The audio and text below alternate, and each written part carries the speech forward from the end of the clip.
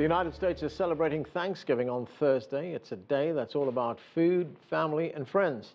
But when it comes to the homeless in this country, it's a very different story. According to the federal government, nearly 634,000 people across the nation are homeless. 1 in 5 lives in the state of California. And that's where an unlikely hero has emerged, making a difference to thousands of people. Mark New has our report from the town of Eureka in this holiday edition of Insight.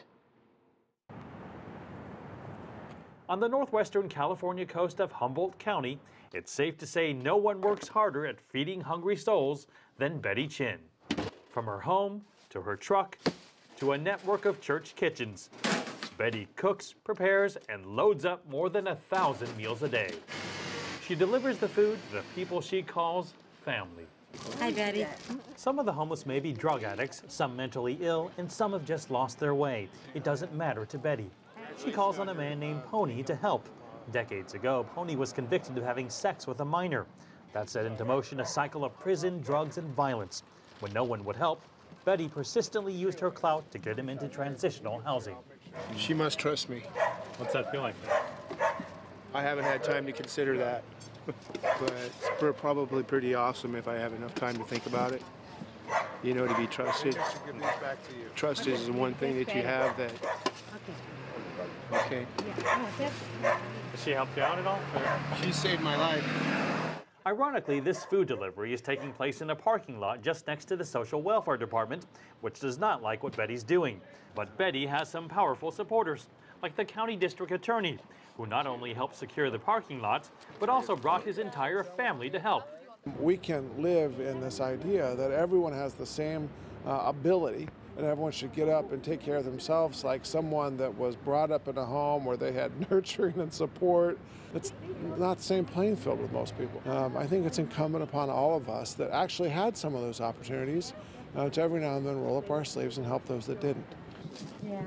So how are you doing? Betty goes directly to where the homeless live. We meet David Spears, a former Marine and Vietnam War veteran with throat cancer. For him, living in a house or apartment is not in the realm of financial possibility. Not of interest, and I'm an outside person, and this is my living. But others do want out, like Sue and her son Christopher. They fell on hard times when Sue's husband was hospitalized after a stroke. Yeah, I'm looking to get off the streets like that. I have to find a job. The homeless are willing to share so much with Betty because she too was once homeless. In the chaos of the Cultural Revolution in China, Betty ended up on the streets having to make it on her own at just 7 years old. Flash forward decades later, and Betty is married to physicist Chinn and working at a local elementary school in Humboldt County. Betty finds a family living in a car in a parking lot and begins feeding them. For the next 3 decades, Betty goes on to feed the entire county's homeless 7 days a week, making 22 stops in a single day. She sleeps 2 hours a night. She's my mom before she's this, right? So I do worry about her health sort of giving out. And at the end of the day, you know, my conclusion about that is she's her own person. A person who's been congratulated by rock stars and celebrities. She's also earned the respect and friendship of former California First Lady Maria Shriver and was awarded a Presidential Citizens Medal by President Barack Obama. In March, Betty even returned to China, where she was one of a handful of Chinese persons honored for influencing the world. It's mind-blowing to me. I mean, she's my mother, that's the thing, and she's always been my mother. And this is, I mean, it's amazing that she's been able to do as much as she's done. Betty says she has everything she's ever dreamed of, a loving family and a comfortable home and food, which is exactly why she can't sit still. I remember at nighttime, always wondering when the daylight come out, from a sunrise to dawn, always hoping somebody get me a bowl of rice to eat, get me a drop of water to drink in, and never happened. I would do anything in my power, make sure nobody be hungry. Betty even travels by herself into areas in times of the night considered unsafe. She tells me in these woods there are 175 homeless. Among them, 12 high school students she drives to school every morning. And some of them have gone to college, or? I had one got the PhD from UC Davis, and then one had a CPA, and one applied for medical school.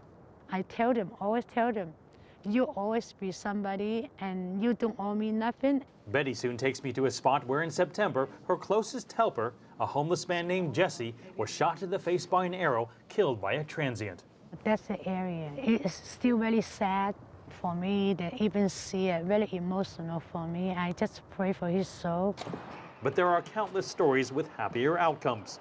Betty took carpenter Jeremy Hackney under her wing when he was homeless, unemployed, and an alcoholic. Today, none of those labels apply. What changed it for me was just that someone cared.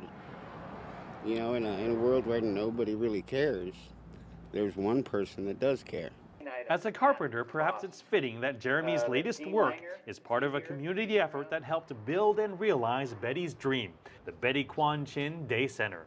She was expanding that circle of love further and further out into our community based on her compassion. I want to congratulate you, Betty, for the difference you continue to make for the woman you are and the inspiration you have been and are to me. Inside this $500,000 building donated by a businessman and renovated by supporters, Betty and a team will work to manage homeless cases, house the needy, run a kids program, and of course, cook plenty of meals. The center is equipped with a computer lab to help the homeless gain computer literacy. With these, they can look for jobs or housing.